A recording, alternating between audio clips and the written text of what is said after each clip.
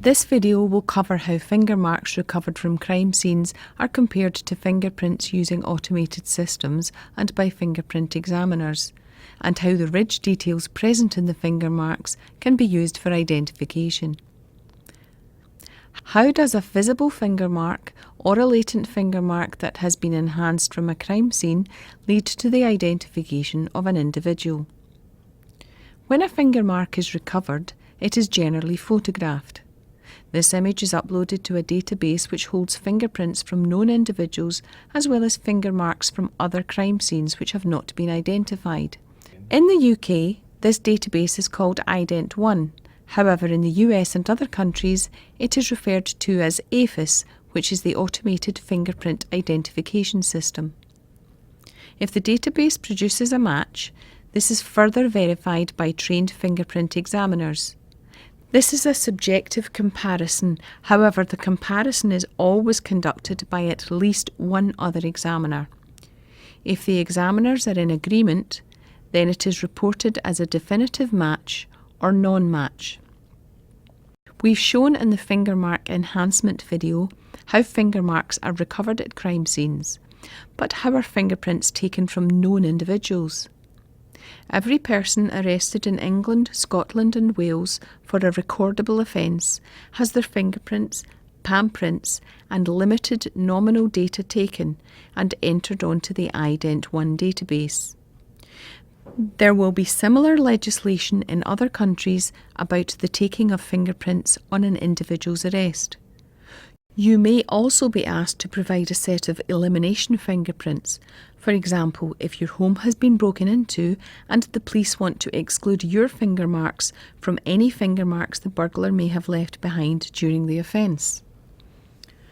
Traditionally, fingerprints were taken using ink and 10-print cards.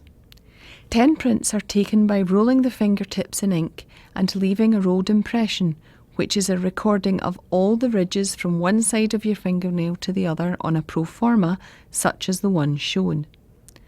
The rolled fingerprints are the square-shaped fingerprints in the middle of the pro forma. It also records fingerprints which have not been rolled, just placed down onto the pro forma, like this at the bottom of the pro forma shown. Palm prints are also taken and are recorded on the back.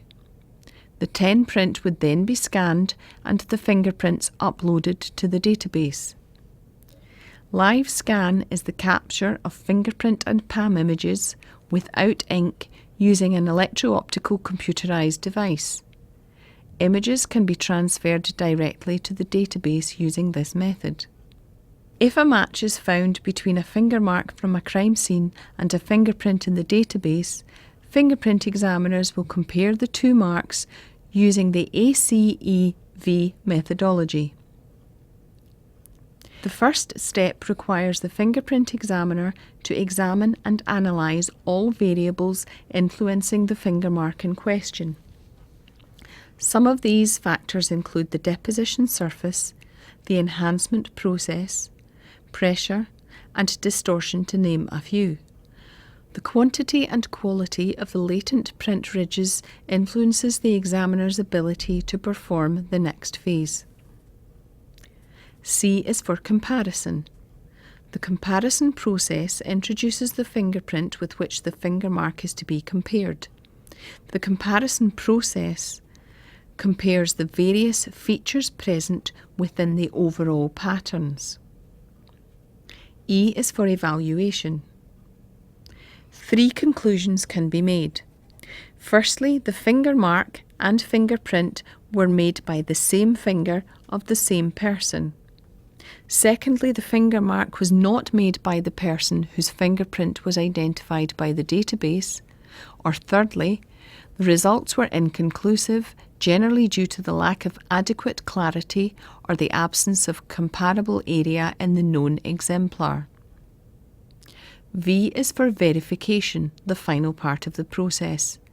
The general rule is that all identifications must be verified by a second qualified expert. As mentioned previously, there are 3 different levels of detail in which a finger mark can be compared to a fingerprint. First level detail examines the overall pattern in the fingerprint. Individuals generally have a mixture of pattern types on their fingertips, with some correlation between the left and right hands. There is also evidence that the general fingerprint pattern may be genetically determined. While the loop pattern is the most common pattern, classification of individuals by assigning a pattern type to each of the 10 fingers in an ordered fashion serves as the first line of discrimination. Second level detail examines the ridge characteristics. These characteristics, such as a ridge ending or when a ridge splits into 2 ridges, are called minutiae. The locations of these minutiae in a finger mark are compared with minutiae points in the fingerprint.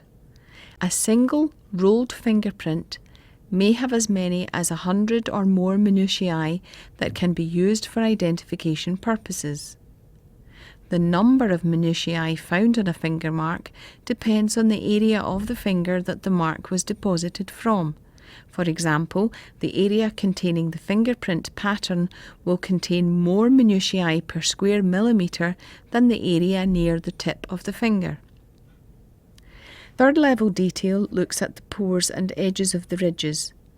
Sweat pores within the ridges are variable in size, shape, position and frequency along the ridge, and can have variable frequency along the ridge. This concept, coupled with that of edgeoscopy, which refers to the individuality of the ridge edges, is what makes up the third level detail for identification. The following images show first level detail fingerprint patterns. These images show arch type patterns. A regular arch can be seen in the middle of the image, but compare this to the tented arch, which is more sharply pointed at the top of the arch. We'll distinguish between the two. Loops are the most common fingerprint pattern. Loops can come in from the right-hand side of the fingerprint, as in the left-hand image, or they can also come from the left. A double loop is also possible where the ridges loop down and around before looping up and around. It can also be reversed like a regular loop. Whorl patterns are a circular-like pattern, and it is also possible to get a mixed pattern. The following images show examples of second level detail. The table shows the possible minutiae that can be found in a finger mark or fingerprint, and it is the minutiae and their relative position that can be used for comparison. The image shows a fingerprint with various labelled minutiae.